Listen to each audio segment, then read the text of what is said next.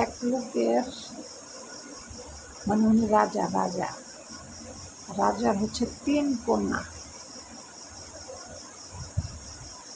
তো ডাইনিং টেবিলে খাইতে বসা সে 3 কন্যাকে ডাইকে আনছে। ডাইকে আইনা বলতেছে যে আজকে আমার এই 3 কন্যার কাছে আমার একটা আবদার। তবে আব্বাজান কি আবদার? আজকে আমি দেখব 3 কন্যার ভিতরে আমাকে কে বেশি ভালোবাসে। ঠিক আছে? আচ্ছা ঠিক আছে। প্রথম বড় মেয়েরা যখন জিজ্ঞাসা করছে তুমি আমাকে কীরকম ভালোবাসো, আমি বলো। তোমাকে আমি ভালোবাসি হচ্ছে অনেক বেশি। অনেক বেশি বলতে কি কীরকম? সাগরের মতো তোমাকে আমি ভালোবাসি। বড় মেয়ে বলল। মেজো মেয়েকে জিজ্ঞাসা করছে তুমি কেমন ভালোবাসো? তখন মেজো মেয়ে বলছে তোমাকে আমি চিনির মতো ভালোবাসি। চিনি কেন? বাবা চিনি হচ্ছে মিষ্টি, মিষ্টির মতো ভালোবাসি আমি তোমাকে।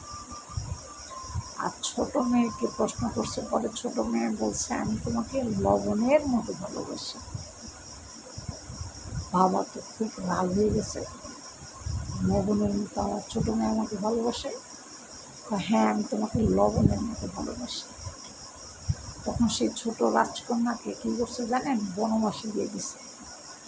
বনবাসে দেওয়ার পর মেয়েকে বনবাসে দিয়ে দিছে। দেওয়ার পর পরের দিন বাবাকে ওই মেয়ে দাওয়াত দিছে, বাবা তুমি একবার হইলেও আমার বাড়িতে আসবা। আচ্ছা ঠিক আছে। তখন সে বনবাসে তার বাবা যায়। যাওয়ার পরে অনেক ধরনের আইটেম রান্না করে মেয়ে। করার পর কোনো খাবারের লবণ দেয়নি। তখন বাবা খাবার খাইতে বসে দেখে কোনো খাবারের স্বাদ নাই। তখন বাবা প্রশ্ন করলেন কী ব্যাপার, খাবার লবণ দাও নাই কেন? আপনার ছোটো মেয়েকে জিজ্ঞাসা করেন কেন দেয় নাই। তখন সেই ছোটো মেয়ে আয়সা বলছে তোমাকে আমি লবণের মতো ভালোবাসি বলে তুমি আমাকে গহীন জঙ্গলে পাঠাই দিছ। এবার বুঝছো লবণের মতো ভালোবাসি কেন বলছি? লবণ হচ্ছে এমন জিনিস, সব জিনিসে লবণ না দিলে ওই জিনিসের স্বাদ নষ্ট। তাই তোমাকে আমি এত বেশি ভালোবাসি যে লবণ না হলে চলে না।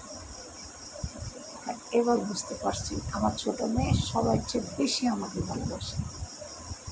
এই হচ্ছে রাজার গল্প।